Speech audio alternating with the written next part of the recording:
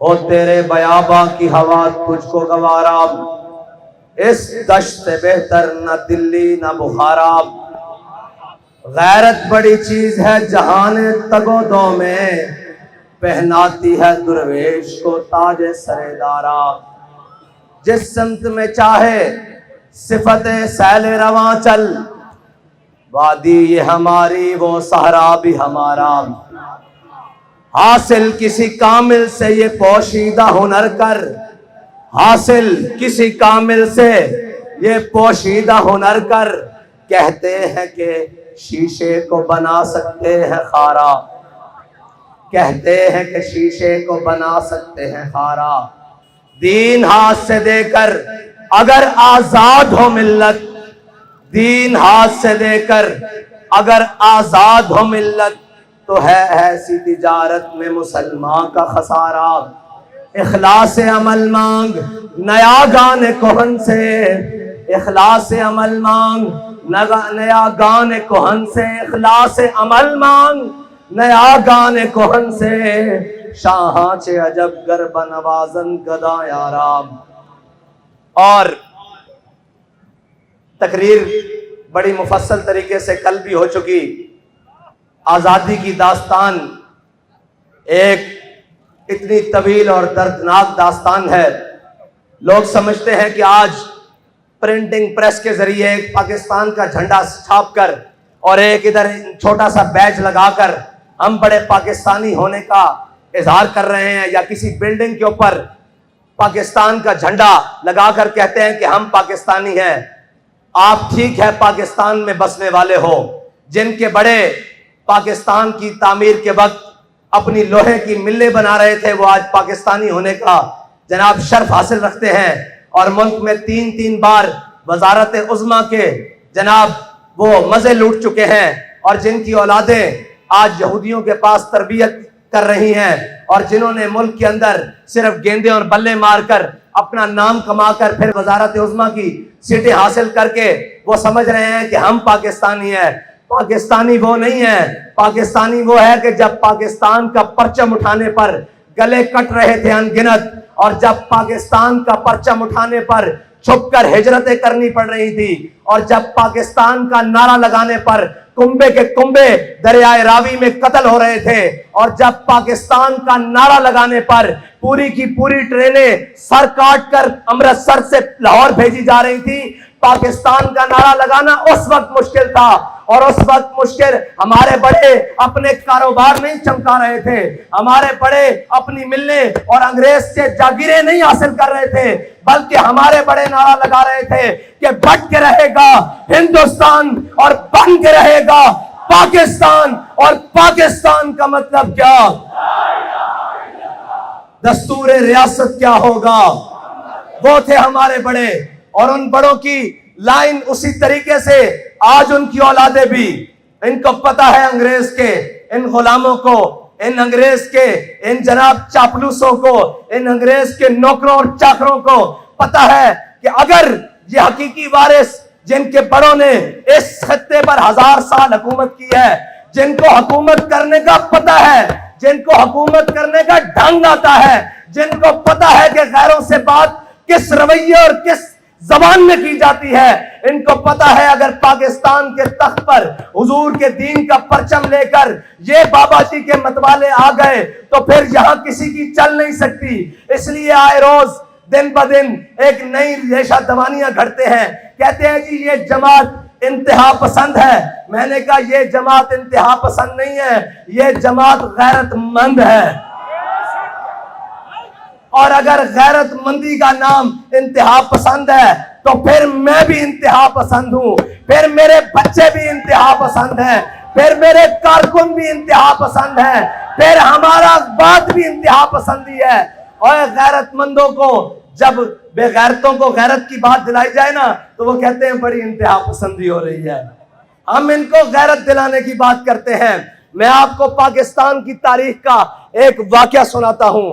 پاکستان بن گیا، کچھ دیر بعد، کچھ وقت گزرنے کے بعد ایک شخص ہندوستان میں گرفتار ہو گیا سمگلنگ کے جرم میں، جو پاکستان بارڈر کراس کر کے ادھر سمگلنگ کے جرم میں گرفتار ہو گیا۔ جب وہ گرفتار ہوا تو تب نیا نیا نظام بن رہا تھا، تو وہ مقامی حکومت نے اس کو کہا ہندوستان کی کہ یار اس کو آج کی رات اپنے گھر میں بیڑیاں شیڑیاں ڈال کے رکھو، تو صبح پھر اس کو جو ٹوٹی پھوٹی وہاں سسٹم چل رہا ہے مجسٹریٹ کے سامنے پیش کریں گے۔ جب اس شخص کو رات میں رکھا گیا نا تو اس نے اپنی بیوی کو کہا چلو اس کو کھانا پینا دے دینا، جو بھی اس کا سامان ضرورت ہے، کپڑے شپڑے اس کو دو، صاف ظاہر ہے یہ مجرم تو ہے لیکن ہمارا قیدی ہے۔ جب وہ خاتون، وہ سکھ آدمی کا گھر تھا، وہ سکھ شخص کا گھر تھا، وہ خاتون جب کھانا لے کر اس شخص کے سامنے آئی نا تو وہ کہنے لگی کہ تمہیں ہم نے پاکستان سمگلنگ کرنے کے لیے بنا کر دیا تھا۔ وہ شخص حیران ہو کے اس خاتون کی طرف دیکھنے لگا، اس نے کہا اچھا میرا جرم ہے سمگلنگ، لیکن تم مجھے یوں کیوں کہہ رہی ہو؟ اس نے کہا بے غیرت اور بے شرم، میں مسلمان کی بیٹی ہوں، یہ وطن لٹتے وقت انگریز مجھے اٹھا کر لے آئے تھے، میں تو انتظار میں تھی کہ کوئی محمد بن قاسم کا وارث آئے گا، کوئی صلاح الدین ایوبی کا وارث آئے گا، کوئی جناب محمود غزنوی کا وارث آئے گا، تم تو سمگلر نکلے۔ وہی سمگلروں کی اولادیں اور وہی سمگلر جو جناب آج سوئس بینک میں یہاں سے پیسے نکال کر وہاں بھیج رہے ہیں، یہ سمگلروں کی اولادیں ہم پر مسلط ہیں۔ اس خاتون نے، اس بہن نے کیا کہا؟ اس نے کہا ہم نے لاکھوں اپنی عزتیں اس لیے لٹوائی تھی کہ تم سمگلنگ کرو، ہم نے تو عزتیں اس لیے لٹوائی تھی کہ وہ پاکستان بننے جا رہا ہے جس پاکستان میں حضور کا دین کا پرچم بلند ہوگا۔ یہ ہے ہماری داستان، جس کو خون سے لکھا جائے تو شاید بھی کم ہو۔ اتنی قربانیاں دینے کے بعد یہ پاکستان ہم نے حاصل کیا، لیکن ان لائنوں نے پاکستان کو 75 سال تک جناب اس کو کھا بھی لیا، اس کو جس کا دل چاہا، جہاں سے دل چاہا اس نے اس کو کھایا بھی، توڑا بھی، اور جو نقصان پہنچا سکتا تھا نقصان پہنچایا بھی۔ لیکن میں ایک بات کہتا ہوں کہ ہمارے بڑوں نے خون جو دیا، ہم نے اس سے غداری نہیں کی، نہ ہمارے بڑوں نے غداری کی، نہ ان کے بڑوں نے غداری کی، نہ سید ابو الحسنات نے غداری کی، نہ سید دیدار علی شاہ نے غداری کی، نہ علامہ خادم حسین رضوی نے غداری کی، نہ جناب علامہ عبدالستار خان نیازی نے غداری کی، نہ جناب سردار عبدالرب رشتر نے غداری کی، اور نہ لیاقت علی خان نے غداری کی، نہ مولانا شوکت علی جوہر نے غداری کی۔ ہمارے بڑوں نے اس پاکستان کے ساتھ اور اس پاکستان کے نعرے کے ساتھ غداری نہیں کی، غداری زرداری نے کی، غداری نواز شریف نے کی، غداری ضیاء الحق نے کی، غداری پرویز مشرف نے کی، غداری جناب عمران خان نے کی، جو کل کھڑا ہو کے کہہ رہا تھا، لوگ کہہ رہے تھے کہ جناب یہ تو بڑا محب وطن ہے۔ میں نے کہا کیسے محب وطن ہے؟ کہتا جی وہ بہت بڑے سٹیڈیم میں جہاں ہزاروں لوگ آتے ہیں وہاں کھڑا ہو کے قومی ترانہ پڑھا ہے۔ میں نے کہا تجھے منافق کا نہیں پتا، یہ تو قومی ترانہ ہے، منافق تو پیچھے کھڑے ہو کر فرض نمازیں پڑھ رہے تھے۔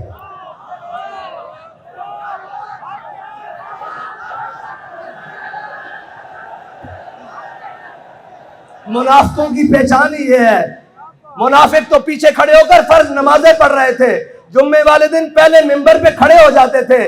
یہ تو منافق کھڑا ہو کے ترانہ پڑھے گا نا، اس کا پردہ جو چاک ہو رہا ہے، اس نے ترانے پڑھنے ہیں، تو ترانے نہیں، تو جو ترانے لکھنے بھی شروع کر دے، ہمیں اس سے غرض نہیں ہے، ہمیں پتہ ہے تو منافق اعظم ہے۔ اور اب ڈیلے کرنے کے لیے ہمارے پاس خبریں موجود ہیں، کون کس سے ملنے کہاں کہاں جا رہا ہے۔ یہ یاد رکھنا، وہ کوئی بھی ہو جس نے اس پاکستان کے ساتھ کسی قسم کی بھی غداری کی ہے، تحریک لبیک پاکستان والے اس کے وجود کو قبول نہیں کریں گے، اس کے وجود کو قبول نہیں کریں گے۔ جس نے کہا یہ عارضی لائن ہے، اس کے وجود کو قبول نہیں کریں گے۔ جس نے کہا جناب ہم ایک ہی رحمان اور رام کو مانتے ہیں، اس کی وجود کو تحریک لبیک پاکستان والے اور یہ ملت قبول نہیں کرے گی، اس لیے کہ وہ جس سے اس وطن کی جیل تو نہ کاٹی گئی اور بھاگ کر لندن جا کر بیٹھ گیا، جس کو لندن کے ایسی راس آئے ہوں، اسے ملت کے درد کا کیا پتا، اسے قوم کے درد کا کیا پتا، اس کو کیا پتا کہ یہاں بیٹیاں غربت کی وجہ سے تمہارے کرتوتوں کی وجہ سے کاٹی جا رہی ہیں، ہمارے کرتوتوں کی وجہ سے نہیں۔ تم نے اس ملک کے عوام اور قوم کو اس حد تک لے جایا ہے کہ سارے دیکھ کر کہتے ہیں کہ یار یہ تم نے پاکستان حاصل کیا، یہ تم نے نعرہ لگایا، یہ تم نے اپنے وطن کے ساتھ کیا۔ میں ان سب کو کہتا ہوں ہم نے اپنے وطن کے ساتھ کچھ نہیں کیا، ہم نے لاشیں اٹھائیں، بھائی زخمی کروائے، بچے اپنی بچیاں جیلوں میں بھجوائیں، جناب گھروں کی چادر اور دیواری کی پامالی کی، لیکن اپنے پاکستان کے خلاف ایک حرف نہیں بولا، ایک سوچا بھی نہیں، بلکہ یہ کہا کہ اوئے یہ پاکستان ہمارا ہے، یہ پاکستان ہمارے بڑوں نے بنایا ہے۔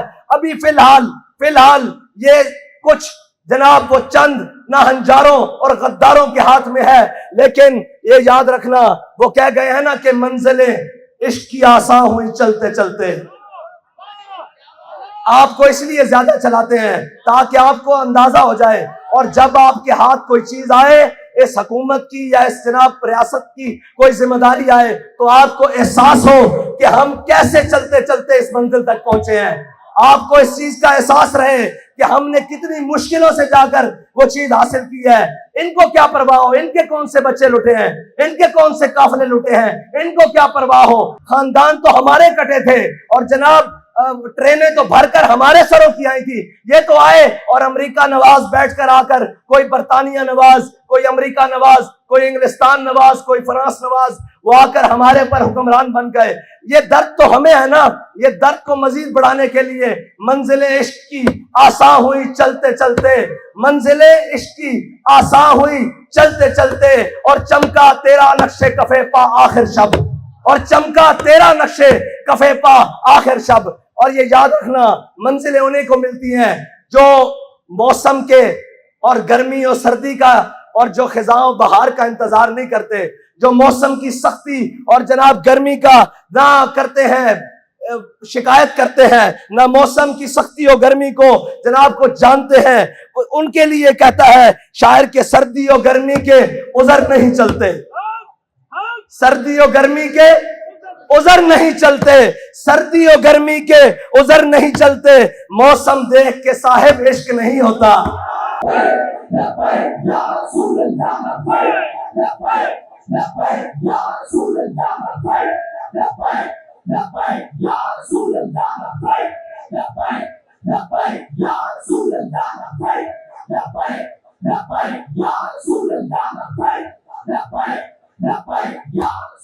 اور ہم سے ڈرنے والے یہ یاد رکھیں کہ ہمارے اندر کوئی تمہارے لیے نرمی نہیں ہے، اور ہمارے پاس نظریہ بڑا صاف ہے اور بڑی کھلی بات ہے۔ جو حضور کا غلام ہوگا وہ ہمارا امام ہوگا، لیکن جو ان سے بیگانہ ہوگا، ہماری جوتی بھی اس سے مہنگی ہے، ہماری جوتی کے ساتھ لگنے والی خاک بھی اس سے مہنگی ہے انشاءاللہ۔ بس اتنی بات ہے کہ اپنے کارواں کو اور اپنے جذبے کو اسی طرح سلامت رکھتے ہوئے، اور سفر جتنا بھی طویل ہو جائے، تھک گئے ہو،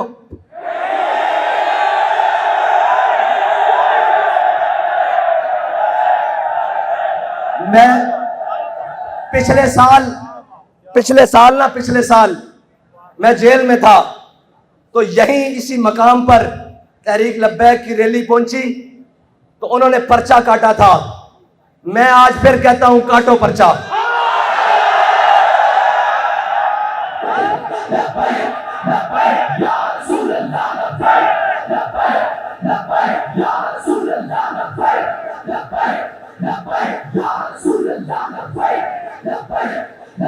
ایک ایک کا نام گن لو، ایک ایک کی شکل یاد کر لو، کاٹو پرچہ۔ تم پرچہ کاٹو، پھر اس کا چرچا کرنا ہمارا کام ہے۔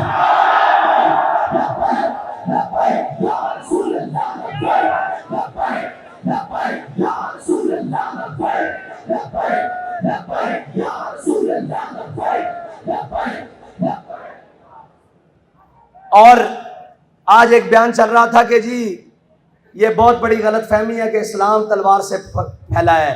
میں نے کہا اوے لانتی، اوے مردود، یہ سب سے بڑی غلط فہمی ہوگی کوئی تجھے انسان مانے۔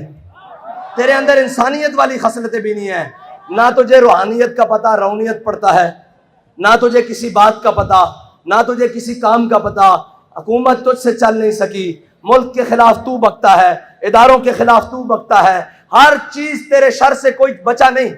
یہ ایک واحد شخص آیا ہے پاکستان میں جس کے شر سے کوئی محفوظ نہیں، نہ دیندار محفوظ، نہ تاجر محفوظ، نہ وکیل محفوظ، نہ جج محفوظ، نہ جناب فوج محفوظ، نہ وطن محفوظ۔ اس کے ہوتے ہوئے کشمیر کی فروخت ہوئی ہے، بڑی بڑی باتیں آئیں، بڑا بڑا مشکل وقت آیا، لیکن یہ لعنت کا توق اس کے گلے میں پڑا ہے کہ کشمیر فروخت ہوا ہے۔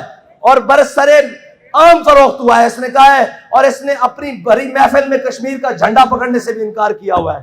اگر قوم بھولے نہ تو، لیکن قوم کو اب اپنے جناب دماغ حاضر رکھنے پڑیں گے. یہ نہیں کہ کوئی آگے کہے میں امریکہ کے خلاف ہوں اور میں جناب اس کے خلاف ہوں، میں آزادی کی جنگ لڑنا چاہتا ہوں اور میں یہ وہ. میں نے کہا آزادی کی جنگ تو وہ لڑے نا جس نے غلامی قبول کی ہو. اس کا مطلب ہے تو غلام تو ہے نا، یہ تو مانی بات.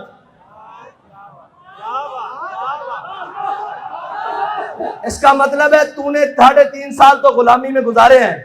آزادی کی جنگ ہم لڑ رہے تھے، جس نے نہ تیری غلامی قبول کی، نہ نواز شریف کی غلامی قبول کی، نہ شاہد خاقان کی غلامی قبول کی، نہ پرویز مشرف کی غلامی قبول کی. ہر ظالم کے سامنے بھی کھڑے رہے، ہر جابر کے سامنے بھی کھڑے رہے، اور جو حق بات کہنے کے لیے قیمت دینی پڑی اس کو بڑا سینہ چوڑا کر کے قیمت دی، اور جہاں لاشیں اٹھانی پڑی، خون دینا پڑا، بڑا کھل کے دیا. اور نہ جناب اس کے بعد اپنی بات سے پھرے ہیں، بلکہ یہ کہہ رہے ہیں کہ محفل کون و مقام سحر و شام پھرے، لے کے میں توحید صفت جام پھرے، قوم دشت میں لے کے تیرا پیام پھرے، اور تجھ کو معلوم ہے کبھی ناکام پھرے. سب جانتے ہیں نہ مشرف کے دور میں ناکام پھرے، اور نہ جناب نواز شریف کے، اور نہ وہ خاقان کے، اور نہ جناب اس عمران خان کے، اور ابھی بھی جو آئے بیٹھے ہیں ہم انہیں صرف اتنا ہی کہتے ہیں کہ واپس آ جاؤ حضور کے دین کی طرف. ڈالر تم سے سنبھل گیا، کہتے ہیں جی معیشت معیشت معیشت معیشت. میں نے کہا اے اللہ کے بندو، ہم نے پاکستان معیشت کے لیے نہیں بنایا تھا، معیشت کو تو تم نے برباد کیا ہے. اور یاد رکھنا، جو بھوکا آدمی ہو نا، بھوکا آدمی غیرت مند ہو لیکن اس کو رات کو نیند بڑی سکون کی آتی ہے، لیکن بے غیرت ہو اور اس کے محلوں میں اور اس کے سوئس بینک اکاؤنٹوں میں اگرچہ اربوں پڑے ہوں، اس کو کبھی سکون کی نیند اور سکون کا حیات میسر نہیں ہوتی. تم بے شرم ہو اور بے غیرت ہو، اور قوم کے لوٹنے والوں کو کبھی اطمینان حاصل نہیں ہوگا. اگر اس کی انجام دیکھنا ہے تو پرویز مشرف کی تازہ صورتحال دیکھ لیا کرو کبھی. یہ دیکھ لیا کرو کہ انجام کتنا برا ہے. یہ 4 دن کی چاندی ہے، یہ 4 دن کی طاقتیں ہیں. وہی بات ہے، طاقتیں تمہاری ہے، خدا ہمارا ہے، اور ہمارا بھروسہ کسی پر نہیں ہے. کسی کو اپنی طاقت کا زوم آج بھی ہے تو وہ ہم اسے کہتے ہیں کہ تم اپنی طاقت آزما لو.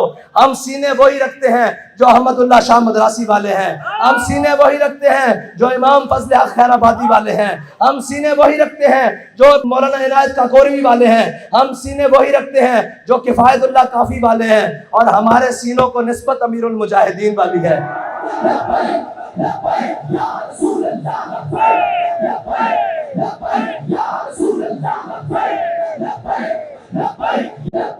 اور تم بہکا اس کو سکتے ہو جس کو اپنے ماضی کا کوئی پتہ نہ ہو. ہمارا ماضی بڑا درخشاں ہے، بڑا چمکتا ہوا ہے. وہ اگرچہ 1857 بھی ہو، وہ بہادر شاہ ظفر کی حکومت ہو، وہ مغلیہ دور ہو، ہمارا ہر ماضی چمکتا ہوا ہے، کیونکہ ہم نے کسی بھی ماضی میں ہمارے بڑوں نے کسی کے آگے سر نہیں جھکایا. وہ کوئی کتنا بھی بڑا طاقتور ہو، اور ہمارا انشاءاللہ مستقبل بھی اسی لیے چمکتا رہے گا کہ ہمارا راستہ بڑا صاف اور متعین ہے.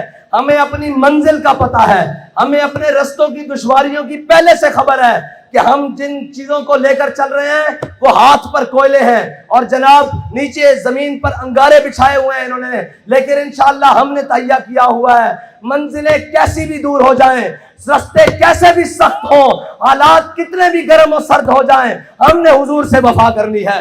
ہم نے اس پاکستان کے اندر حضور کے نظام کو لے کر آنا ہے، اور تاجدار ختم نبوت کا پرچم بلند کرنا ہے، اور انشاءاللہ حضور کے دین کا نعرہ لگانا ہے، اور بڑا سینہ چوڑا کر کے لگانا ہے کہ لبیک.